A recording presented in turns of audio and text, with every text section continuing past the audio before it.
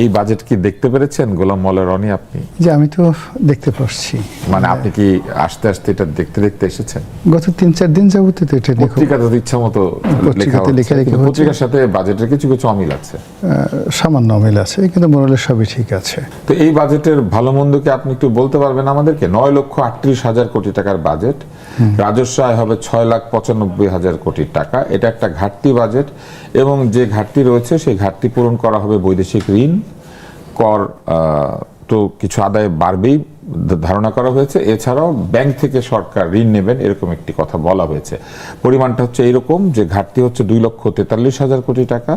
ঘাটতি মেটাতে বিদেশি ঋণ না হবে 1,09,850 কোটি টাকা। এই শব্দটা আমার খুব ভালো লেগেছে, 850 কোটি হিসাব করতে পেরেছেন তারা। আর ব্যাংক থেকে নেওয়া হবে 1,12,000 কোটি টাকা। ব্যাংকেরটার মধ্যে আবার কোনো ফ্র্যাকশন নাই, 1,12,000 ধরেন 150 কোটি টাকা হলেই একটা মিলতে হয়তো হিসাব। আর সঞ্চয়পত্র থেকে নেওয়া হবে 15,000 কোটি টাকা। সঞ্চয়পত্র থেকে সরকার যে ঋণ নেন এটা জনগণের কাছ থেকে সরাসরি নেন, আসলে তার বিনিময়ে সরকার লাভ দিয়ে থাকেন। তা আপনার কি মনে হয় এই যে একটা উচ্চাভিলাষ রয়েছে যে বাজেটের পরিমাণও বেড়েছে, আবার ঋণ গ্রহণের একটা ইচ্ছাও রয়েছে, ঘাটতিও আছে, আবার এই যে বিরাট একটা অংশ রাজস্ব এবং কর ব্যতীত রাজস্ব খাত সেখান থেকে আয় করা হবে, 6,04,000 কোটি টাকা রাজস্ব আহরণ হবে। আবার এনবিআর বহির্ভূত খাত থেকে 25,000 কোটি টাকা, কর ব্যতীত যে রাজস্ব খাত সেখান থেকে 66,000 কোটি টাকা। এইটা লক্ষ্যমাত্রা নির্ধারণ করা হতে পারে এরকম বলা হয়েছে। আপনার কি মনে হয় যে এটা কতটুকু বাস্তবসম্মত? কেননা এক একজন এক এক রিয়াকশন দিয়ে ফেলেছেন এরই মধ্যে।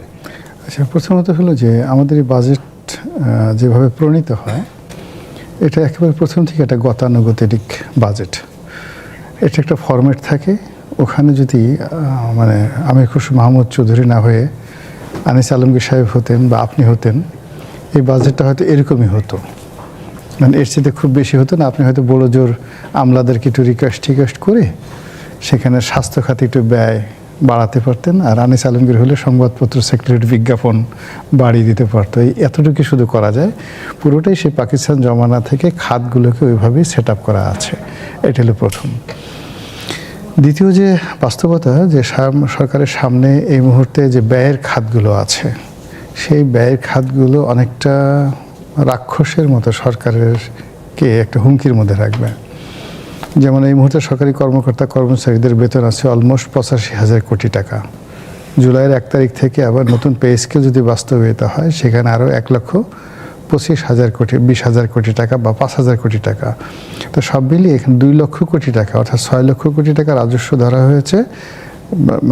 সেখানে 2 লক্ষ কোটি টাকা শুধু কর্মকর্তা কর্মচারীদের বেতন ভাতা থেকে শুরু করে অন্য সব জায়গাতে যাবে।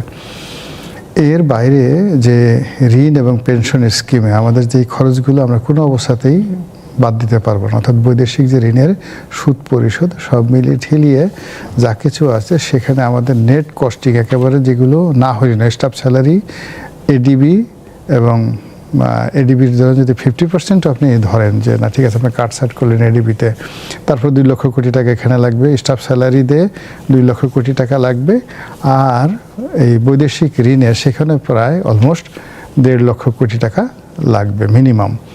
তো এটার এগেনস্টে আপনাকে লোকাল রাজস্ব ধরা হয়েছে 6 লক্ষ বা 6.5 লক্ষ কোটি টাকা, যেটা এনবিআর খাত।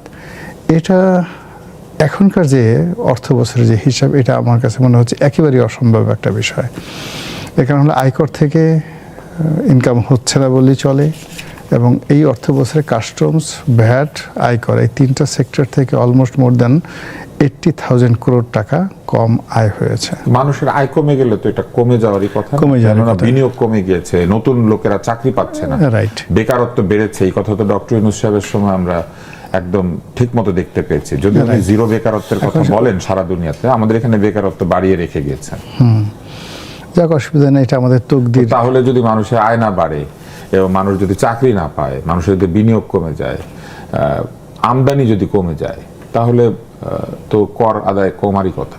অবশ্যই, মানে আমার কথা হলো যে ইউনূস জমানাতে যদি 80,000 কোটি টাকা টার্গেটের সাথে কম আয় হয়, তাহলে এখনকার অর্থনীতির যে অবস্থা তাতেই করে দেখা গেল আরও 30,000 40,000 কোটি টাকা কম আয় হবে।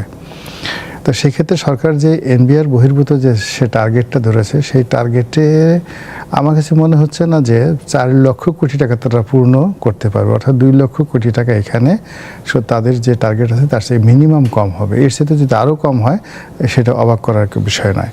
তো এটা একটা বিরাট ঘাটতি থেকে যাবে। এখন সেই ঘাটতিটা সরকার কিভাবে পূর্ণ করবে এটার কোনো দিক নির্দেশনা কিন্তু বিকল্প, মানে সরকারের যে সকল প্ল্যানারি সেশন হয় মানে ইসের আগে, বাজেটের আগে, এবার আমি দেখলাম ওইরকম কোনো প্ল্যানারি সেশনগুলো বিভিন্ন লোকের সাথে আলাপ করে আলোচনা করে তাদের সমস্যা নিয়ে কথা বলে জনমত গঠন করে, যারা ট্যাক্স দেবে তাদেরকে উদ্বুদ্ধ করে। কিন্তু এইবারে যে বাজেটটা আছে সব জায়গাতে একটু চমক সৃষ্টি করার চেষ্টা, সবাইকে খুশি করা, যাদেরকে বেতন দেবে তাদেরকেও খুশি করার চেষ্টা করছে, যাদেরকে ট্যাক্স দেবে যারা তাদেরকেও খুশি করার চেষ্টা করছে। আসলে সবাইকে খুশি করে তো আপনার কোনো একটা সার্বজনীন বাজেট দিয়ে একটা জাতির এভাবে উন্নয়ন হয় না। বাজেট কি কাউকে খুশি করতে পারে আসলে? না। আমরা কি এইটা একটু জিজ্ঞেস করবো আনিস আলমগীর, বাজেট জীবনে আপনাকে কোনোদিন খুশি করেছে বা দুঃখিত করেছে? খুশি তো হয় সিগারেট খররা যদি পায় যে মদ যারা খায়, সিগারেট যারা খায়, তারা যে এটা দেখে যে ট্যাক্স শূন্য হয়ে গেছে, তো ওরা তো খুব খুশি হয়। সেরকম তো হয় নাই কখন, উল্টা হয়েছে এখন। না, নিয়ম তো দাম এগুলা তো আসলে এক ধরনের অতি বিলাসী পণ্য এবং অতি ধনীরা এগুলা খেয়ে থাকে। না, আমি যে কিছু কিছু ব্যক্তিকে খুশি করতে পারে, কিন্তু এরকম ব্যক্তিদেরকে আমরা কখনো বাজেটে খুশি করি নাই আসলে। কিন্তু আমাদের বাজেট কি কাউকে কখনো খুশি করেছে? একদল লোকে করতো যারা কিনা ওই যে কালো টাকা আয় করেন, তাদের কালো টাকা সাদা করার পদ্ধতি, কিন্তু কালো টাকা তো ওনারা এখানে রাখেনি নাই, সব চুরি করে নিয়ে গেছেন, এখন কালো টাকা বসে বসে খাচ্ছেন বিদেশে। সেটাই তো, সেই অর্থে বাজেটটা আসলে একটা রাষ্ট্র, আমরা পরিবার যদি চিন্তা করি, পরিবারের আয় ব্যয় নিয়ে নির্ভর, এখন কতটুকু হাওলাত করব, কতটুকু আর নিজের পকেট থেকে দেব। এখন সেই জায়গায় এসে আমি যেটা দেখতেছি, মুদ্রাস্ফীতি নিয়ন্ত্রণ করাটা একটা বড় চ্যালেঞ্জ হিসেবে দেখা দিয়েছে। আমি দেখলাম যে সরকার মূল্যস্ফীতি 7.5% নামিয়ে আনার লক্ষ্যমাত্রা নির্ধারণ করেছে এবং সেখানে বর্তমানে 9-এর উপরে, 9%-এর উপরে আছে, কখনো কখনো 10-এর উপরে উঠানামা করছে। বাজেটে বড় হওয়ার কারণে এই মুদ্রা সরবরাহ বাড়বে, যেহেতু বাড়বে যে মূল্যস্ফীতি আরো বাড়বে। এটা হচ্ছে একটা বিরাট, আপনি বেতন বাড়াবেন, এমনিতেই তো মানুষের পকেটে টাকা দিয়ে দিচ্ছেন, এবং এটা যদি আরো হয় যে ঘাটতি মেটানোর জন্য যদি সরকার দেশীয় ব্যাংকগুলো থেকে যদি টাকা তুলে, স্বাভাবিকভাবে তুলতে হবে, তখন বেসরকারি খাতে বিনিয়োগটা আবার একটা চ্যালেঞ্জের মধ্যে পড়বে। এমনিতে ব্যাংকে টাকা নাই, সেই জায়গায় যদি আরো তুলে, আমানতকারীদের আমানত নিয়ে পালিয়ে গেছে কিছু লোক, আর এখন ব্যাংক সেই টাকা দিতে পারে না। আরেকটা বিষয় আমি আরেকটা বিষয় আমি যেটা দেখলাম সেটা হচ্ছে ব্লক বরাদ্দ। এখানে এটা কিন্তু খুব সিগনিফিক্যান্ট একটা দেখতে পাচ্ছি, থোক বরাদ্দ আর কি। হ্যাঁ, 3 লক্ষ কোটি টাকা বার্ষিক উন্নয়ন কর্মসূচি এডিপির প্রায় ৭৪,০০০ কোটি টাকা রাখা হয়েছে ব্লক বরাদ্দ হিসেবে, থোক যেটা আপনি বললেন। এবং কোন প্রকল্প, মানে এই যে কোন প্রকল্প ছাড়া উনি হাতে রেখেছে, যাকে যেখানে খুশি যখন থেকে দিবে। তার মানে হচ্ছে যে এটা রাজনৈতিক প্রভাব এবং অপচয়ের একটা বিরাট ঝুঁকি বেড়ে যায়। সো বাজেটটা আসলে সবাইকে আসলে যেটা বলেন আপনি খুশি করার থেকে যেসব আমানতদারদের টাকা চুরি হয়ে গেছে তাদেরকে দিলেই তো হয়। হ্যাঁ, তাতে আপনি একটু লাভবান হতে পারতেন। শোনেন, আমি একটা মজার জিনিস বলি, যাদের আমানত চুরি হয়ে গিয়েছে সেটা ফেরত পেলে কিন্তু তারা লাভবান হয় না, তারা তাদের ক্ষতিপূরণ পায়। ক্ষতিপূরণটা তো হবে, ক্ষতিপূরণ পায়। লাভবান হচ্ছে তারা যারা চুরি করে নিয়ে গিয়েছে। সার্বিকভাবে এটা একটা আধুনিক বাজেট সবাই বলবে। আর শিক্ষা ক্ষেত্রেও একটা বড় হয়েছে, 2% বাড়িয়েছে। তাহলে এই দিক থেকে সামাজিক বন্ধন, যেগুলো কি জানি, সামাজিক সুরক্ষা, সেগুলোতেও একটা বড় ধরনের বাজেট আছে, ফ্যামিলি কার্ড সহ অন্যান্য জায়গাগুলোতে। তারপরে প্রাথমিক স্তরে একটু কমাইছে, 3 লক্ষ, আগে 3.5 লাখ টাকা পর্যন্ত ছিল, আপনার টাকা থাকলে কর দিতে হতো না, এখন সেটা 25,000 পর্যন্ত বাড়াইছে। আর বুড়াবুড়িদের জন্য আরেকটু বাড়াইছে, 4,25,000 করছে বুড়াবুড়িদের। এই টাকা থাকলে 65 বছরের উপরে গেলে, 65 বছর, নারীদের জন্য কিন্তু অনেক সুবিধা, নারী সহ, নারীদের জন্য ভালো সুবিধা, নারী সহ আছে। আর এই আর কি, নারী এবং 65 বছর বেশি বয়সী করদাতারা আগামী 2 অর্থ বছরের জন্য, মানে এইবারই প্রথম 2 বছরের জন্য কর ফিক্স করে দিয়েছে। নারী এবং 65 বছরের বেশি বয়সী করদাতার জন্য করমুক্ত আয়ের সীমা 4,25,000 টাকা। মুশকিলটা হচ্ছে 65 বছরের উপরে গেলে তো মানুষের আয় এমনিতেই কম হয়, 4,25,000 রিচই তো করবে না। তো এতে তো আসলে খুব একটা কিছু আসে যায়। ফ্রিল্যান্সারদের আবার ছাত্রদের জন্য একটা হচ্ছে টিচার ওয়ান ট্যাব প্রকল্প, বিনামূল্যে ওয়াইফাই এবং কারিগরি শিক্ষার উপর জোর দেওয়া হয়েছে। সেটা বেশ প্রশংসা করার মতো ব্যাপার। আমি আপনার কাছে আবার আসি।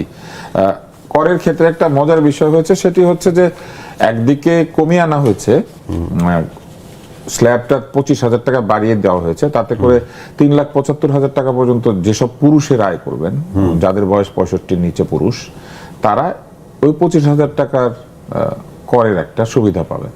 25,000 টাকা বেশি আয় করলে 3.5 লাখের চেয়ে একটু কম, মানে দিতে হবে না করটা। কিন্তু প্রশ্ন হচ্ছে যে মুদ্রাস্ফীতি যে হারে হয়েছে তাতে তো এমনিতেই গত বছরে 3,50,000 টাকার 10% যদি যুক্ত করেন তাহলে 35,000 টাকা কমে গেছে আয়। তাতে করে 3,85,000 টাকা এমনিতেই এফেক্ট আসে, অর্থাৎ 3,85,000 পর্যন্ত এটা যাওয়া উচিত ছিল, কিন্তু মুক্ত তো করা হয়েছে, কর মুক্ত করা হয়েছে 3,75,000। তুষার ভাই, আপনি যেটা প্রসঙ্গ তুললেন সেই জায়গায় আরেক জায়গায় একটু আরেকটা জায়গা আছে, আরেকটা হচ্ছে সেটা হচ্ছে করের স্ল্যাব কিন্তু আবার ডিফারেন্টলি নির্ধারণ করা হয়েছে। আমি ওইটা বলতেছি, এবং এইটা করার ফলে কিন্তু শেষ পর্যন্ত কর বেশি দিতে হবে, কারণ এখানে যেটা করা হয়েছে সেটি হচ্ছে 3 লাখ টাকার জন্য 10%, মানে এই 3,75,000-এর প্রথম 3 লাখ, হ্যাঁ 10%, হ্যাঁ, তাতে করে আসবে 30,000 টাকা। এর পরের 4 লাখের জন্য আসবে 15%, আসবে 60,000 টাকা, এবং পরবর্তী 5 লাখ টাকার জন্য 20%, তার মানে 1 লক্ষ টাকা, এবং পরবর্তী 20 লাখ টাকার জন্য 25%, তার মানে 5 লক্ষ টাকা। এখন কেউ যদি 20, 5, 25, 5, 29 এবং 3, 32 লাখ টাকা আয় করে, তাহলে তার কর গিয়ে 25% পর্যন্ত ঠেকবে। কিন্তু এখানে একটা কাহিনী আছে, সেটা হলো আগে কিন্তু এই প্রথম 3 লাখ টাকার পরের স্ল্যাবটা ছিল 4 লাখ টাকা, 5% ছিল আগে, 4 লাখ টাকা ছিল, এবং ওইখানে এই করের পরিমাণটাও কম ছিল। কিন্তু এখানে করটাও বাড়িয়ে দেওয়া হয়েছে, স্ল্যাবটাও কমিয়ে দেওয়া হয়েছে, তার মানে আপনি 3,75,100 টাকা গেলে আপনি তখন ওই পরের স্ল্যাবে চলে যাবেন, এবং পরবর্তী 3 লাখ টাকার জন্য আপনি কিন্তু বেশি কর দিবেন। আরো একটা জিনিস, আগে আপনি 4 লাখ টাকার উপরে দিতেন, এখন 3 লাখ টাকার উপরে, সবাই এখানে তাহলে তো কর বাড়লো। এখানে আপনি আরো একটা জিনিস যোগ করতে পারেন, সেটা হচ্ছে যে এর আগের বছরগুলোতে কর দেওয়ার একটা নির্ধারিত জায়গা ছিল যে এতদিনের মধ্যে দিতে হবে, মানে জুলাইতে তো দিতে হয়। এখন বলছে জুলাই থেকে সেপ্টেম্বরের মধ্যে যদি আপনি কর দিয়ে দেন তাহলে আপনাকে 5% দেবে, সুবিধা দেবে, এবং সারা বছর কর দিতে পারবেন আপনি, আর বাকি সময়গুলো পাবেন, এবং সর্বোচ্চ 25,000 কর দিলে 5% রেয়ার দিবে। এটা একটা ভালো জিনিস না, তবে সেটা সর্বোচ্চ 25,000 পর্যন্ত, এর উপরে বেশি পাবেন না। সর্বোচ্চ 25,000 টাকা, মানে আপনার কর যদি 1 লক্ষ টাকা হয় তাহলে আপনি 25,000 টাকা পর্যন্ত পাবেন, 5%, মানে 5,000 টাকা পাবেন। ছোটখাটো আপনার কর যদি 5 লাখ টাকা হয়, 5 লাখ টাকা পর্যন্ত যার কর আসবে সে 25,000 টাকার মতো পাবে। যার কর 5 লাখের উপরে চলে যাবে সে এর চেয়ে বেশি পাবে না, 25,000 পর্যন্তই পাবে। তারপরে এটা একটা নতুন জিনিস, এটাকে আমরা স্বাগত জানাতে পারি। সবাই নিশ্চয়ই সেপ্টেম্বরের মধ্যে কর দিয়ে দিবেন, এটা আমরা আশা করতে পারি। তবে সারা বছরই কর দেওয়া যাক, এটা কিন্তু থাকা উচিত, বিভিন্ন কারণে থাকা উচিত। কেননা কর দেওয়ার জন্য আপনাকে কিন্তু একটা টাকা হাতে আসতে হয়, সেই টাকাটা দেখা যায় অনেকের পরের বছরে, মানে এই জুলাইয়ের পরে উনি আয় করেন না, অনেক কারণে দেওয়া যায় না। যেমন আমাকে গ্রেপ্তার করে নিয়ে গেল, আমি ডিসেম্বরে কর দিতেছি, সেই কর আমি দিতে পারলাম না, কারণ ডিসেম্বর পর্যন্ত লাস্টটা ছিল। তারপরে সেটা যাইতে যাইতে যাইতে যাইতে অনেকক্ষণ গেল, তখন আমার অনেক যন্ত্রণা হলো। মুক্তি পাওয়ার পর আমি আবার পরে কিন্তু ওইরই মধ্যে সরকার ঘোষণা করে দিয়েছিলেন যে কর দেওয়া যাবে, যখন খুশি দেওয়া যাবে, ফলে আপনি ওইখানে একটা সুবিধা পেয়েছেন। কিন্তু আপনার সঙ্গে যে কাজটা করা হয়েছিল, নিতে হয়েছে, অনুমতি নিতে হয়েছে। আচ্ছা, তো আমরা কর থেকে অন্য জায়গাতে যাই। সেটা হচ্ছে যে গেজেটভুক্ত যুদ্ধাহত মুক্তিযোদ্ধা, জুলাই যোদ্ধাদের আয়ের ক্ষেত্রে 5,25,000 টাকা পর্যন্ত আয় থাকলে কর দিতে হবে। গেজেটভুক্ত যুদ্ধাহত মুক্তিযোদ্ধা একটা বাড়াই দিচ্ছে, তাদেরকে সর্বোচ্চ দিয়েছে 5,25,000। হ্যাঁ, কিন্তু আমরা দেখেছি যে অনেকেই কিন্তু এখনো চাকরি পান নাই, যারা জুলাইতে যুদ্ধ করেছেন, অনেকেই বেকার আছেন, অনেকেই আহত। তো যারা চাকরি পান নাই তাদের তো এমনিতে আয় নাই, তো সেই অর্থে আসলে এটা কতটা কার কি কাজে লাগবে। আর মুক্তিযোদ্ধাদের বিষয়ে তো আসলে ওনারা সবাই 65-র উপরে, তো সেই হিসাবে এমনিতে ওনারা 4,25,000 চলে যাইতেন, ওইটা এখন ওনারা আরো 1 লক্ষ টাকা বেশি পেয়েছেন। দুইটাই আমরা খুবই স্বাগত জানাতে পারি, কি বলেন রনি? কিন্তু সঞ্চয়পত্র এবং ডিপিএস সহ 9টা খাতে বিনিয়োগের নাকি দারুণ সুযোগ তৈরি করা হয়েছে।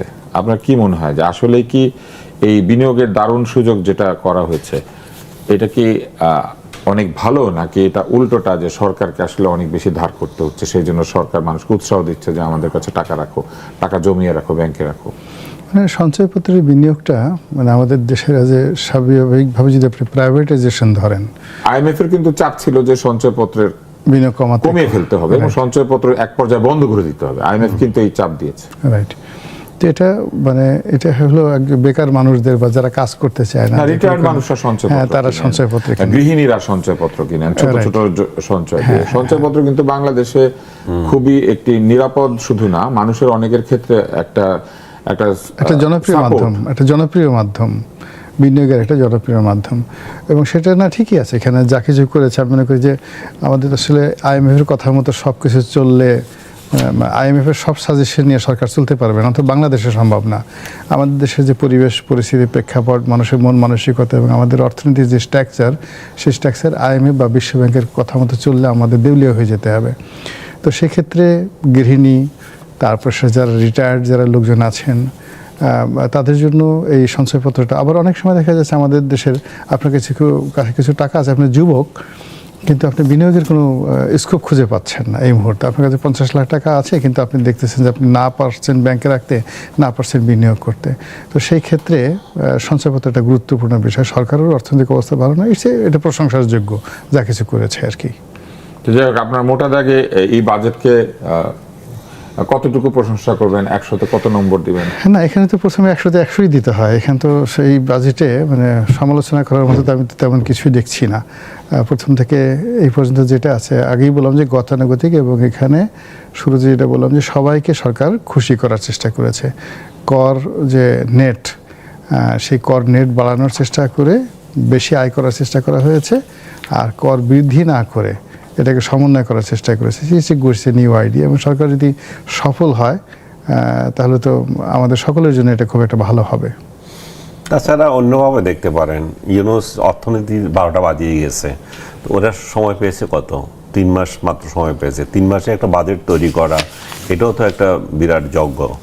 এটা এই সেন্সে আপনি সরকারকে এটার প্রশংসাই করতে হবে, মানে নেগেটিভলি দেখার খুব বেশি সুযোগ নাই। যদিও আমরা বলছি যে এটা বাজেট ইয়েতে বিরাট হয়ে গেছে এবং আপনার মানে লক্ষ্যমাত্রার দিক থেকে, তারপরে আবার যে ঘাটতি পরিমাণটা বেশি হয়ে গেছে, সব কিছু চিন্তা করছি আবার, কিন্তু এটাও তাদের সময়ের দিকটা তো দেখতে হবে। হয়তো আগামী বাজেটকে আমরা বেশি করে সমালোচনা করতে পারবো, যেহেতু তারা তখন একটা এক্সপিরিয়েন্সড অবস্থায় যাবে। এখন তো এটা মোটেই তাদের উপর ছিল না। এটা বলা যায় যে বরং বিগত সরকারেরই বাজেটকে একটু কাটছাট করে তারা ছাড়তে হচ্ছে। দেখতে পাচ্ছি যে যেসব পণ্যের দাম কমবে তার মধ্যে প্রথমে আছে তথ্য প্রযুক্তি ও শিক্ষা, ল্যাপটপ, কম্পিউটার, প্রিন্টার আমদানিতে শুল্ক প্রত্যাহার করা হয়েছে। সলিড স্টেট ড্রাইভ মানে SSD এবং পস মেশিন মানে পয়েন্ট অফ সেল, যেটা যে লোকজন টাকা পয়সা নেয় দোকানে টোকানে, সেটা সস্তা হয়ে যেতেও পারে, এটা ধারণা করা হয়েছে। আপনার কি মনে হয় যে ল্যাপটপ, কম্পিউটার, প্রিন্টারের দাম কমিয়ে দিলে কি আসলে তথ্য প্রযুক্তি সামনের দিকে এগোয়? মানুষকে এগুলো সস্তায় পেলে অনেক বেশি কিনে? না, এগুলোর জন্য না, আলটিমেটলি যারা ইনভেস্টমেন্টে যাবে। এখানে দেখলাম যে এই ধরনের ইনভেস্টমেন্টে 2031 সন পর্যন্ত বোধহয় একটা তারা ট্যাক্স রেভিটেজ আছে, অর্থাৎ স্টার্টআপ বিজনেস শুল্ক প্রত্যাহার করেছে। হ্যাঁ, আমদানি বাইরে থেকে আনলেও ওটার দাম কম। আমি মনে করি যে এখানে তথ্য এবং প্রযুক্তি সেক্টরটাকে যেভাবে এখানে লাইমলাইট আনা হয়েছে, ফার্স্ট থিং হলো ফ্রিল্যান্সিংয়ে নো আয়কর, নো ভ্যাট, নাথিং। এবং এটা ফ্রিল্যান্সিংটাকে এটা নির্দিষ্ট জায়গাতে রাখেনি, এটার একেবারে ওয়াইড এনি মানে ওয়ার্ক অ্যান্ড অ্যাক্টিভিটি, সেটা ইউটিউব হোক, ফেসবুক হোক, তারপর সে আউটসোর্সিং হোক, হোয়াট এভার মেবি, এটাকে আয়কর এবং ভ্যাট মুক্ত রাখা হয়েছে। কারণ ডলার আসে। হ্যাঁ, ডলার আসে। এবং এখন যে অবস্থা হয়ে গেছে, অনেক লোক যেটা করে কি, তাদের যেমন দেখা গেল যে কারো ইউটিউবে $50,000 আসে, কিন্তু সে এই টাকাটা মালয়েশিয়াতে সে নিতে পারে, হি হ্যাজ আ রাইট। এই টাকাটা সে নিউ ইয়র্কেতে যে কোনো অ্যাকাউন্ট, অর্থাৎ ইউটিউবকে যে কোনো অ্যাকাউন্টে দেবে সেই অ্যাকাউন্টে টাকাটা ট্রান্সফার হবে। ওদের যে একটা ভয় থাকতো যে বাংলাদেশে আসলে এটাকে প্রশ্ন করা হবে, জিজ্ঞাসা করা হবে, সেই জায়গাটা সরকার মুক্ত করে দিয়েছে। ফলে আমি মনে করি, আপনার কি মনে হয় বিদেশি ইউটিউবার যারা ইউটিউবে অনেক কিছু বলে পয়সা কামাতেন, তারা কি এখন তাদের টাকাগুলি বাংলাদেশে পাঠাবেন দেশপ্রেমের? না, ওরা তো পাঠাবেন। আমি হচ্ছে বাংলাদেশে বসে অনেক মানে আপনি দেশপ্রেমিকের না দেশে টাকা পাঠানোর কথা? না, আপনার এখানে মূল ব্যাপার বিদেশে থেকে আমাদের অনেক দেশপ্রেম না। আমরা যাদেরকে আমরা যারা আছি, আমরা যাদেরকে ইল্লু পিঙ্কু বলি, তা আমরা যাদেরকে ইল্লু পিঙ্কু বলি, তো এই মানুষগুলো বেসিক্যালি একটা শ্রেণী শত্রু, জাত শত্রু। এবং এদের, আপনি যেহেতু ডাক্তার মানুষ, সম্ভবত এদের ডিএনএতে কোনো প্রবলেম আছে, ডিএনএতে প্রবলেম আছে। এইভাবে একটা মানুষ মানে প্যাথোলজিক্যালি বাংলাদেশ বিরোধী হতে পারে, বাংলা ভাষা বিরোধী হতে পারে, বাংলা জাতিসত্তা বিরোধী হতে পারে। ওরা বিদেশে থেকে মনে হচ্ছে যে এই দেশটা এমন একটা আমি খারাপ তো দেশ। খুশি হয়ে গেছিলাম যে ওনারা দেশে টাকা পাঠাবেন, কারণ ওইটি বলতেছি, মানে এখন আমাদের VAT নাই, আপনি সেটা হলো যে আমার কাছে মনে হচ্ছে যে ট্যাক্স ফ্রি ইনকাম তো খুব কঠিন ব্যাপার। জনাব তারেক সাহেব যদি এই সমস্ত বাইরে থেকে যারা এই যে ধরনের লোকজন মানে গুজব ছড়াচ্ছে, তাদেরকে যদি বলা হতো যে তাদেরকে ভিভিআইপি প্রোটোকল দেওয়া হবে, এসএসএফ দেওয়া হবে, তবু তারা বাংলাদেশে আসুক, এবং রাষ্ট্রের পক্ষ থেকে প্রতি মাসে তাদেরকে 1 কোটি করে টাকা ভাতা দেওয়া হবে যে বাবাগো তোমরা এগুলো বন্ধ করো, তবু এটা তাদের জন্য উপকার হবে। এর কারণ হলো এরা এই শ্রেণীর সূত্রটা এমন একটা পর্যায়ে চলে গেছে, পার্লামেন্টে এখন এদের জন্য আলাদা আইন করতে হচ্ছে। মানে এই অল্প 4-5 জন লোকের জন্য পার্লামেন্ট এখন তাদের যে, আমরা যে আইসিটি অ্যাক্ট নিয়ে এত আন্দোলন করেছি, লড়াই করেছি, সংগ্রাম করেছি, এখন এদের এই প্রোপাগান্ডা বন্ধ করার জন্য সরকার আবার নতুন আইন প্রয়োগ করতে যাচ্ছে। তো সেই দিক থেকে আমি মনে করি যে আমাদের ডিজিটাল সেক্টরে যদি সরকার অ্যাজ এ হোল সবাইকে এক্সপার্ট বানিয়ে ফেলে এবং সমস্ত মানুষ যদি সচেতন হয়ে যায় এবং এই বিষয়গুলো যার যার কাজ করার ব্যস্ত থাকে, তখন এই ধরনের প্রোপাগান্ডা মেশিন যারা আছে অটোমেটিক্যালি বন্ধ হয়ে যাবে। আপনি ধরেন মানুষ গুজব শুনে কখন, যখন তার কোনো কাজ থাকে না, তার কোনো চিন্তা থাকে না, তার কোনো এডুকেশন থাকে না, পড়াশোনা থাকে না। একটা বিখ্যাত ভদ্রলোকের একটা, আমার ওই লোকের আমার নামটা মনে নেই, মানে তিনি বলছেন যে সেই মানুষকে কখনো ভয় পেও না যার একটা খুব বড় লাইব্রেরি আছে, অনেকগুলো বই আছে এবং সেই বইগুলো সে পড়াশোনা করে, তাকে কোনো ভয় পাওয়ার দরকার নেই। কিন্তু একজন মানুষ, তার বাসায় একটা বই আছে এবং সেই বইটাকে সে খুব যত্ন করে রাখে এবং মনে করে এটা পবিত্র বই, এবং সেই বইটা সে পড়ে না, সে বইটা পড়ে না, শুধুমাত্র পবিত্র, তাকে জমের মতো ভয় পাও। তা আমাদের দেশের এখন যা কিছু হচ্ছে, ইগনোরেন্স থেকে বেশিরভাগ প্রবলেমগুলো হচ্ছে। আপনি কি মনে করেন অজ্ঞতা থেকে অনেক কিছু হচ্ছে আমাদের অনেক দেশে? অজ্ঞতা থেকে অনেক কিছু হচ্ছে। সেই অজ্ঞতা দূর করার জন্য তো বাজেটে শিক্ষা খাতে অনেক বরাদ্দ শিক্ষা খাতে বাড়ানো বাজানো হয়েছে, এবং এখন মূল ব্যাপার হলো শিক্ষা খাতের যেটা ম্যানুয়াল, যে ধরুন আমরা পড়ছি, আগে যেমন রুমালে লিখতো গাছের পাতা নড়ে ছড়ে তোমার কথা মনে পড়ে, যাও পাখি বলো তারে সেজন্য ভুলে না মরে। এখন ওই জিনিসগুলো এখন আর সে ম্যানুয়াল পর্যায়ে নেই, এখন ডিজিটাল পর্যায়ে যে জিনিসগুলো আসছে, সেই ডিজিটাল টেকনোলজি, সেই ডিজিটাল এডুকেশন, পুরো জিনিসটাই সরকার এখানে প্রমোট করেছে। আপনার কি মনে হয় ইউটিউব, ফেসবুক বা অন্য কোনো জায়গা থেকে যদি কেউ আয় করেন অথবা ফ্রিল্যান্স করেন, যারা বিদেশে বিভিন্ন প্ল্যাটফর্মে কাজ করে, ওডেস্ক আছে, আরো বিভিন্ন জায়গা আছে, কেউ লেখেন, কেউ রিভিউ লেখেন, কেউ বিভিন্ন ওয়েবসাইট মেইনটেনেন্সও হয়, বাংলাদেশ থেকে হয়, হ্যাঁ। ডিজাইনিং হয়, নানান কাজ হয়, মানে যত ধরনের ডিজিটাল সেবা আছে সেগুলো কিন্তু আমাদের ছেলেমেয়েরা দেন, দিন রাত জেগে তারা কাজ করেন। তো এইখানে যে 18 ঘন্টা পরিশ্রম করে একটা সুবিধা দিয়েছেন সরকার, এটা কতটুকু আসলে উপকার করবে আমাদের? আমি মনে করি যে এটা ভালো করেছেন, কারণ সে তো বিদেশ থেকে বাংলাদেশের জন্য টাকা আর্ন করছে, এটা তো আপনি তো তার তেমন কোনো কিছু দিচ্ছেন না, আপনার ইনফ্রাস্ট্রাকচার ইউজ করছে হয়তো, সেটার জন্য তো সে পে করে। সে তার যদি বিদেশ থেকে আনে, আপনার আনার ক্ষেত্রে কখনো প্রতিবন্ধকতা তৈরি করা উচিত না। রাইট। আনার ক্ষেত্রে আপনি দেওয়ার ক্ষেত্রে করেন যা কিছু করেন, কিন্তু আনার ক্ষেত্রে যদি এটা যদি প্রতিবন্ধকতা তৈরি করেন, তাহলে তো দেশের দেখা যাবে যে রিজার্ভের আপনার ঘাটতি দেখা দিয়েছে। এখন বিদেশ, আগে শেখ হাসিনার আমলে বিদেশ থেকে যারা টাকা দিত প্রবাসীরা, তাদের একটা ভালো ইনসেন্টিভ দিত। ওই ইনসেন্টিভ আমি জানি না এখন কি করছে, ওইটা ইনসেন্টিভ কি আগের মধ্যে না দেয় না। তারেক রহমান বলেছেন যে এই যে আমরা একটা কথা বলছিলাম, এটা বাংলাদেশি, অস্ট্রেলিয়ান বাংলাদেশি যে অবকাঠামোগত সুবিধা এখানে পাবে না বলে সে ইন্ডিয়াতে 30 বিলিয়ন বিনিয়োগ করতেছে। কত বড় চিন্তা করেন, তাহলে আমরা অবকাঠামোগত সুবিধা তাকে দিতে পারছি না যে 500 অবকাঠামো আমাদের দেশে কি অন্যান্য জিনিসগুলো ঠিক আছে, মানে না 5 গিগা ওনারা কি শুরুতে কখনো চিন্তাই করেছিলেন আমাদের এখানে বিনিয়োগ করবেন? আর এখন পর্যন্ত কাটাকাটি বন্ধ হয়নি। ভদ্রলোকের সঙ্গে কি আমাদের বিডার কোনো যোগাযোগ হয়েছিল? আমি ওই জায়গায় আসতেছি। দেখেন ইউনুস ভাড়া করে করে কত লোক আনলো, বিডার অমুকের আর তমুকের, বিশেষজ্ঞ কি সেমিনার করলো, অমুক করলো তমুক করলো, কিন্তু বাংলাদেশি লোক যে বিনিয়োগ করতেছে ইন্ডিয়াতে, কত বড় অপমান এটা আমাদের জন্য। এর থেকে বড়, এবং সেই বিশেষজ্ঞ কিন্তু এখন এই সরকারও পাল্টেছে তারে। অথচ আমাদের টাকা আমাদের দেশই বিনিয়োগ করে বাইরে, কারণ এখানে সে অবকাঠামোগত সুবিধা পাচ্ছে না, নীতিগত সুবিধা পাচ্ছে না। সো এবং সরকার তারেক রহমান এখন বলছেন যে যারা এরকম বিনিয়োগ করবে তাদের ইনসেন্টিভ দিবে 1.5%, যারা বিনিয়োগ আনবে তাদেরকে, বিনিয়োগ যে আনবে তাকে এটা কি বলে, দালালি দেওয়া হবে। দালালি শব্দটার আরো কমিশন, হ্যাঁ আমি সরি ফর ল্যাঙ্গুয়েজ, আমি শব্দটা পাচ্ছিলাম না। তো কমিশন দেওয়া হবে। তো কমিশন দিলে কি আর আসবে বলেন বিনিয়োগ তো হতে হবে। সে 5 গিগার একটা যে করতে যাচ্ছিল, এটা কি বলে, ডেটা সেন্টার করতে যাচ্ছিল, যে হাব এখানে তৈরি করবে, তার থেকে বিভিন্ন জন কিনবে। সেই জায়গা সেই ইনফ্রাস্ট্রাকচার যদি আমরা তাকে দিতে পারতাম, তাহলে তো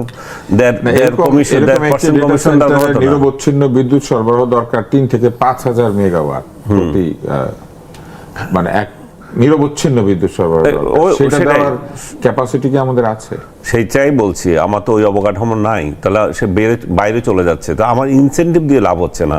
আর আপনি যে কোশ্চেনটা করেছিলেন যে এই ছেলেগুলো যারা এটা আর্ন করছে তাদের থেকে আপনি কেন, আমি পার্সোনালি আমি নিজে এটাকে আমরা অত্যন্ত একটা করতালি দিয়ে অভিনন্দন জানি। পার্সোনালি আমি নিজেও দিচ্ছি 10%, সম্ভবত 10%, রনি নিজেও দিচ্ছে এটা সম্ভবত 10%। আমি মনে হয় ডিজিটালি কোনো আয় করি না, 10% কেটে নেয়।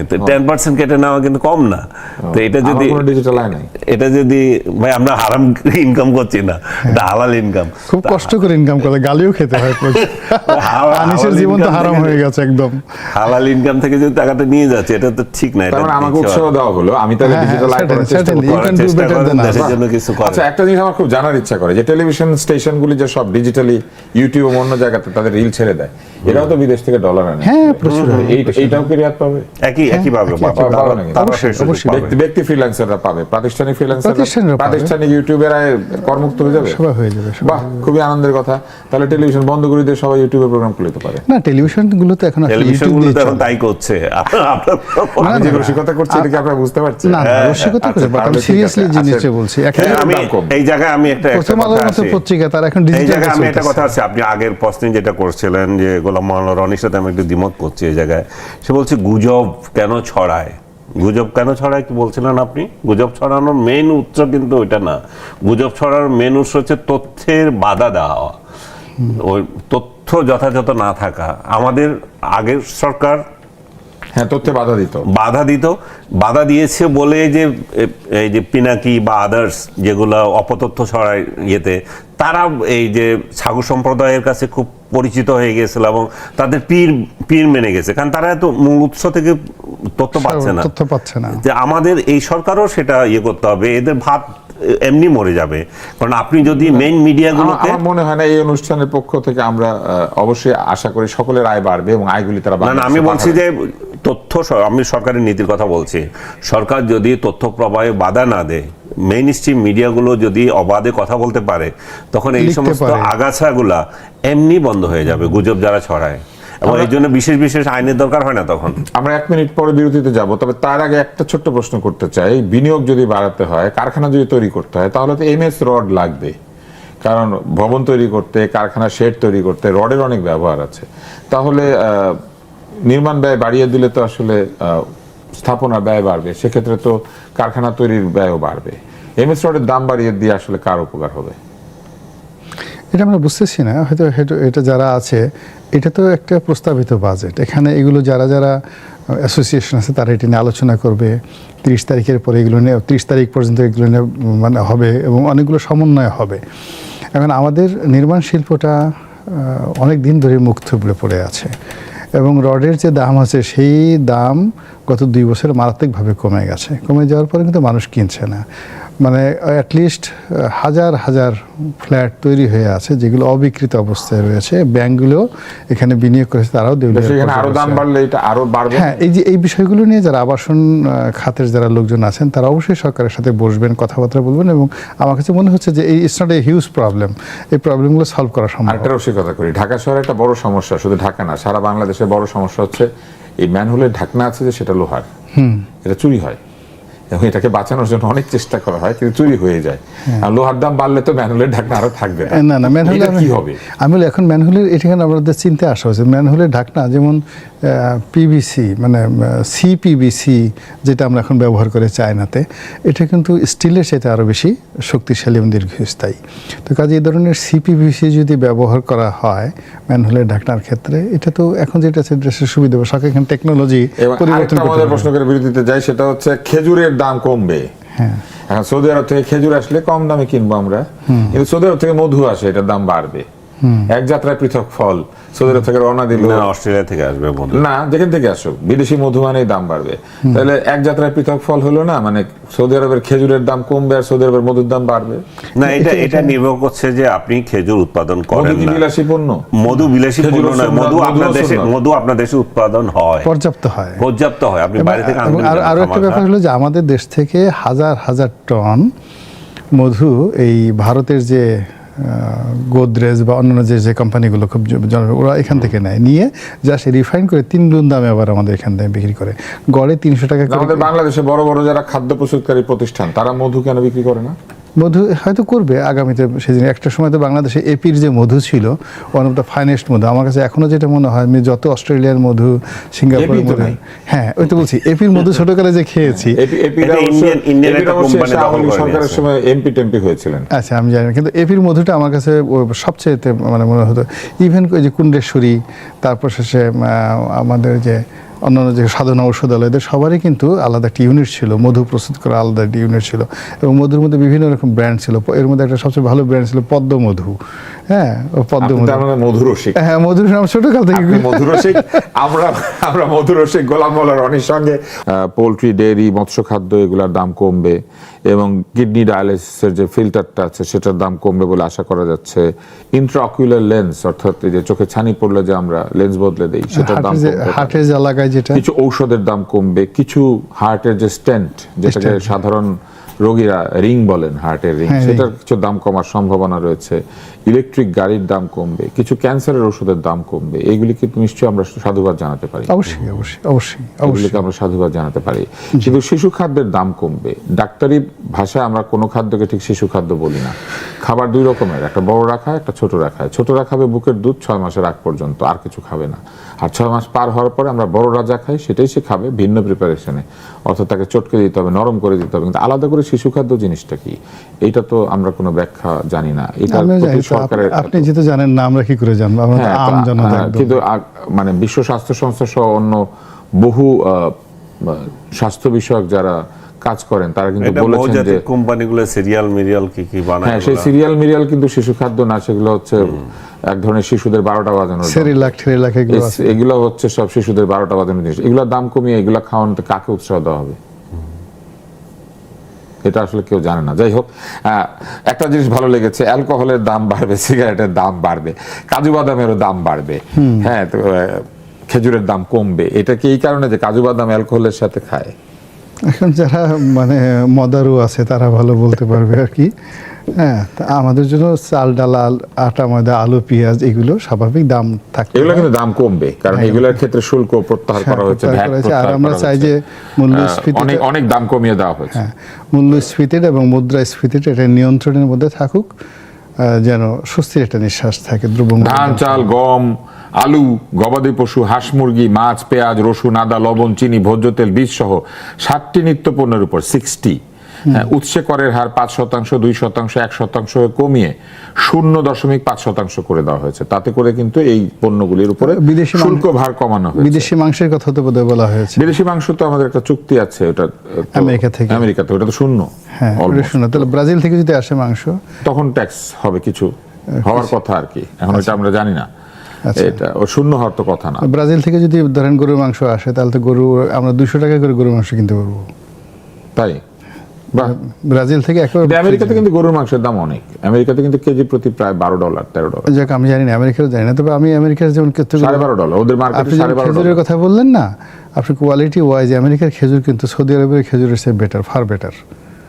তাই নাকি? হ্যাঁ, মানে অনেক অনেক ভালো কোয়ালিটি সম্পন্ন, ওয়েল প্রসেসড, ওয়েল টেস্টি এবং ভ্যারাইটি, এত চমৎকার ভ্যারাইটি আছে যেগুলো আপনার মাথা খারাপ হয়ে যাবে। তাহলে কি আমাদের আমেরিকান খেজুর খাওয়া উচিত? আমেরিকান খেজুর যদি আসে, যে লোকজন আনে, একটু প্রাইস হয়তো একটু বেশি হতে পারে বাল্কের, কিন্তু ওদের কোয়ালিটি সমস্ত কিছু জিরো ট্যাক্স দিয়ে আমেরিকান খেজুর আসলে বাংলাদেশের লোকজন দেখবেন যে পাগল হয়ে যাবে যে না ঠিক আছে আরো খেজুর আসবে। মিডল ইস্টে খেজুর ভালো। আবার গরম মশলার দামও কিন্তু কমবে।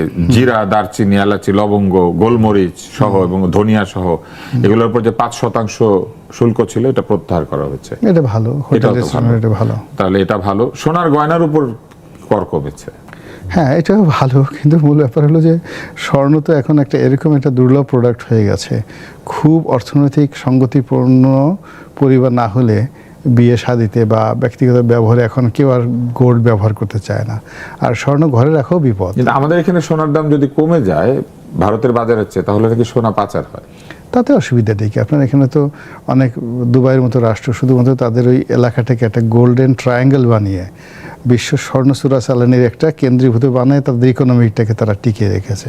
What is a problem? Anis Alamgir, আমরা একটু ভিন্ন প্রসঙ্গে যাই। সেটা হচ্ছে যে আমরা দেখতে পাচ্ছি আমাদের এখানে বেশ কিছুদিন যাবৎ ব্যাংক নিয়ে অনেক টানাটানি চলছে। তারপরে আমাদের এখানে নানান বিষয়ে যে আদ্দিন হাসপাতালে নানান বিষয়ে আমাদের এখানে টানাটানির মধ্যে আজকে যেটি ঘটেছে সেটা হচ্ছে আদ্দিন হাসপাতালের লাইসেন্স ক্যান্সেল করা হয়েছে। এরকম একটা খবর চলে এসেছে যে আদ্দিন হাসপাতাল তার লাইসেন্স হারিয়েছে। আপনার কি মনে হয় যে এটা কতটুকু ঠিক হলো, ভুল হলো, কি হলো?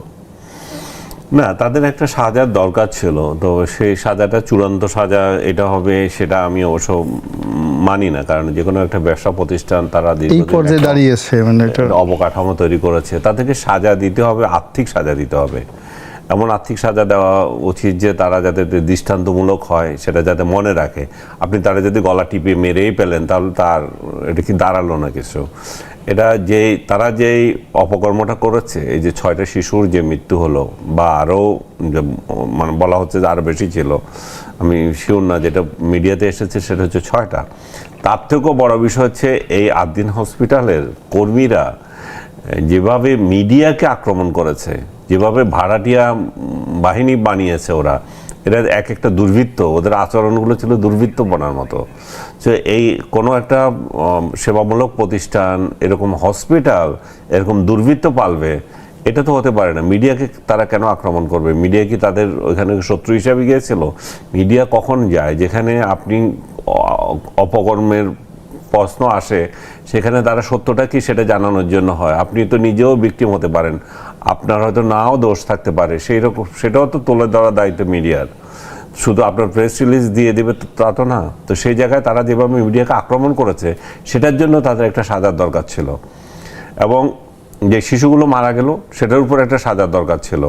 কিন্তু আমি কোনো অবস্থাতে মনে করি না যে তাদেরকে প্রতিষ্ঠান বন্ধ করা আমি মনে করি না। তার সাথে অনেক অনেক লোক জড়িত আছে, ডাক্তার, নার্স, অনেক কর্মী জড়িত আছে, এটা এবার সেবামূলক একটা বিষয় আছে, ইনভেস্টমেন্ট আছে। আমি মনে করি তাদেরকে উচ্চ মূল্যে একটা সাজা দেওয়া উচিত। তবে এই যে প্রতিষ্ঠান যে বন্ধ করেছে, এটা আবার কারো কারো কাছে মনে হয় যে এটাও মানে এটা লোক দেখানো, হয়তো লোক দেখানো একটা হচ্ছে, তারা আদালতে যাবে, 2 দিন পরে এটা তাদেরকে দিয়ে দেবে, তার মানে তারা আরও বড় ধরনের একটা সার্টিফিকেট পেল। সো আমার মনে হচ্ছে যে এটা, আমি জানি না ডাক্তার হিসেবে আপনি নিজেও এটা একটু ভালো মত দিতে পারেন, কারণ আমার দৃষ্টিতে মনে হয় যেন প্রতিষ্ঠান আমরা ইয়ে করতে চাই না, কিন্তু তাদেরকে সাজা দিতে হবে। এবং এই একটা ছেলের মৃত্যুতে যে ক্ষতিপূরণ, সেটা তারা নিজস্ব একটা ডিক্লেয়ার করেছে, এবং সেটা কি তার বাবা মা, যাদের সন্তান, তারা কি সেটা মেনে নেবে কিনা, এটা একটা আলাপ আলোচনার বিষয়। 80 লক্ষ টাকা ক্ষতিপূরণের কথা আমরা জেনেছিলাম, শিশির মনির জানিয়েছিলেন তাদের প্রতিনিধি হিসেবে। 80 লক্ষ টাকা ক্ষতিপূরণ দেওয়ার পরেও কিন্তু তাদের লাইসেন্সটা বাতিল হচ্ছে। তো এই জায়গায় আমি মনে করি যে ক্ষতিপূরণ আরো বাড়াই দিতে পারতো। লাইসেন্সের ইয়ে না করে এবং তাদের উপর কিছু ইম্পোজ করতে পারতো। আপনি একটা গার্মেন্টসে যখন যান, গার্মেন্টসে যখন একটা অপকর্ম হয়, অপকর্ম বলবো না, একটা ইনসিডেন্ট ঘটে, তখন সেই জায়গায় তো আপনি কমপ্লায়েন্সগুলো আপনি দেখেন এটা আছে কিনা। তার মানে কমপ্লায়েন্ট না হওয়ার সুযোগ দিয়ে আপনি সুযোগ দিয়ে সরাসরি লাইসেন্স বাতিল করা আপনি মনে করছেন যে এটাই অতিরিক্ত সাজা হয়ে গেছে। অতিরিক্ত সাজা হয়ে গেছে। আপনি তাকে আপনার যে গাইডলাইন আছে আপনি এটা দেখেন, আপনি দেখেন নাই কেন? আপনারা তো আপনাদের ইনভেস্টিগেশনের পরিদর্শকদেরও তো একটা কাজ আছে। এত বছর ধরে হাসপাতালটা চলছে, স্বাস্থ্য অধিদপ্তর কি করেছে, কি করছে না, তাদের এটা তদারক করার কথা ছিল না। তাদের সাজা কি? সেটাই, তাদের সাজা কি? তারা কেন বেকারি কেন এখানে দিয়েছে? সেই লোকগুলো বেকারি কিন্তু হাসপাতালে থাকতে পারে। আমরা এখানে আসবো। গোলাম মাওলা রনি, আমরা দেখতে পাচ্ছি আগের মতোই কিন্তু অনেকেই বাজেট প্রত্যাখ্যান করেছেন। জাতীয় পার্টি ঠিক প্রত্যাখ্যান করেন নাই, সমালোচনা করেছেন। তো সমালোচনা বাজেট নিয়ে থাকবেই। কিন্তু আপনার কাছে জানতে চাই অন্য একটা বিষয়, সেটি হচ্ছে যে এই যে লঘু পাপে গুরুদণ্ড আর গুরু পাপে লঘুদণ্ড, আপনার কাছে কি মনে হয়? যেমন এই 8 দিন হাসপাতালের লাইসেন্স বাতিল করে দেওয়া হলো, কিন্তু 8 দিন হাসপাতাল তো সরকারের তদারকিতে ছিল, স্বাস্থ্য অধিদপ্তর এটাকে হতে দিয়েছে, গড়তে দিয়েছে, তদারকি করে দেখার কথা ছিল না। হঠাৎ করে এটা বন্ধ হলো। আর 6 জন শিশু মারা গিয়েছে, তারা ক্ষতিপূরণ দিতে চেয়েছে, এটা বাড়ানো যেতে পারতো, অনেক কিছু হতে পারতো, শাস্তিও তারা পেতে পারে। কিন্তু এই যে সড়কে মারা গিয়েছে 200-র উপরে লোক, তাহলে কি কালকে সড়ক বন্ধ করে দেওয়া হবে? না, এটা আমি আপনার প্রশ্নের সাথে একটু যোগ করে দিচ্ছি। ইউনুস যে 600 শিশু মেরেছে আমে, ফ্রান্সে এটা ব্যাপারে ঘোরাফেরা করছেন, ওগুলোর কি সেটা কি বাংলাদেশে চলে আসছে? ফরাসি সৌরভ উনি ফিরে এসেছেন, চলে আসছে। ফরাসি সৌরভ সাথে এনেছেন? হ্যাঁ, অবশ্যই এনেছে। হতে পারে he is waiting for you. মধু এনেছেন কিনা? সেগুলো যদি মধু এনে থাকেন লাভ হবে, কারণ মধুর দাম বেড়ে গিয়েছে। হ্যাঁ, আপনি যদি সেখানে যান, আপনাকে 1 প্যাকেট মধু দেবে সে। ফ্রেঞ্চ হানি। হ্যাঁ, ফ্রেঞ্চ হানি এটা আছে। তো যেটা বলছিলাম যে এটা বোধহয় বেসরকারি সেক্টরে ওয়ান অফ দ্য লার্জেস্ট হাসপাতাল in the country, 700 bed, 700 bed. এটা বহু বছর ধরে চলছে, এমন নয় যে সেখানে সব রোগী সবসময় গিয়েছেন এবং মৃত্যুবরণ করেছেন বিনা কারণে। 2 নম্বর হলো যে এখানে একটা ভালো সুনাম এটা অর্জন করেছে, যেখানে গরিব মানুষের চিকিৎসা হয় স্বল্প মূল্যে। ধনীদের জন্য কি হয় আমি জানি না, তবে ওখানে বহু সংখ্যক গরিব মানুষ সেখানে যায়। তো কোভিডের সময় ইউনাইটেড হাসপাতালে আগুন লেগে 5 জন মারা গিয়েছিল। ইউনাইটেড হাসপাতালে তো লাইসেন্স ক্যান্সেল হয় না, রাইট? এটা কি গুলশানে সেই জন্য?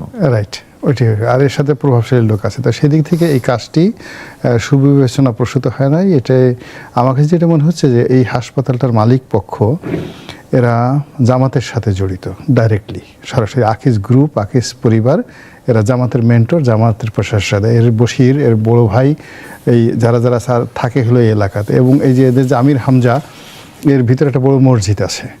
এই মসজিদের ইমাম হিসেবে দীর্ঘদিন যাবৎ দায়িত্ব পালন করছে কিন্তু এই যে সংসদ সদস্য আমির হামজা। এবং আমির হামজা এখানে প্রতি মাসে হাসপাতাল বন্ধ হলো, তো এটা তো বন্ধ হবে না। ওইটাই বলছি যে আমি শেষ করি, সেই আমির হামজাকে ওরা আবার মাসে বলতো যে আমির হামজা সব জায়গায় বলছে যে আমাকে এই 8 দিন ফাউন্ডেশন থেকে আকিজ গ্রুপ আমাকে 5 লাখ টাকা বেতন দেয় মাসে, এটা দিয়ে আলহামদুলিল্লাহ আমার চলে যায়। তো এর আসলে আলহামদুলিল্লাহ বাংলাদেশের বহু কোম্পানি তাকে একটা গাড়ি দিয়েছে। বাংলাদেশের বহু কোম্পানির সিইও দ্বিগুণ বেতন, 5 লাখ টাকা বেতন দেয়। তারপরে ওখানে যে 8 দিনের যে মালিক, সে বলে যে আমার ওনাকে দেখে মনে হয় যে উনি অনেক বড়, মানে আমির হামজা অনেক বড়, আমি অনেক ছোট, বিকজ উনি আর আমি একসাথে গেলে আমি আকিজের মালিক, আমাকে তো কেউ চেনে না, তাকে সবাই সালাম দেয়, হাতে চুমো খায়, এটা দেখে তার খুব ভালো লাগে। এনিওয়ে, তো এই কারণে কি হলো, সরকারের মধ্যে তো এখন একটা বিরাট গ্রুপ, জামাত বিরোধী একটা গ্রুপ দাঁড়িয়ে গেছে। জামাত সংশ্লিষ্ট, সেটা ইসলামী ব্যাংক হোক, অন্য যে কোনো ব্যাংক হোক, বিমা হোক, প্রতিষ্ঠান হোক, তাদেরকে যদি একটু ডলার দিতে পারে, মনে হয় যেন এইটা সরকারের প্রয়োজন। এটা ডলার অংশ, এটা ডলার অংশ, এটা ডলার অংশ, যে কোনোভাবে এটা ডলার অংশ। এবং এটা শুধু এখানে না, আরও চলতে থাকবে। মানে এই দিক থেকে যেটা হচ্ছে, আওয়ামী লীগ যে কাজগুলো করেছে প্রাতিষ্ঠানিকভাবে, যখনই বিএনপি কোনো একটা লোক বড় একটা প্রতিষ্ঠানের মালিক, এদের সবাইকে দেউলিয়া ফতুর করে দেওয়ার জন্য আওয়ামী লীগের একটা মেশিন কাজ করেছে। জামাত সংশ্লিষ্ট যে কোনো প্রতিষ্ঠানকে বন্ধ করে দেওয়ার জন্য আওয়ামী লীগের সেখান থেকে আমরা সরতে পারি না এখন পর্যন্ত।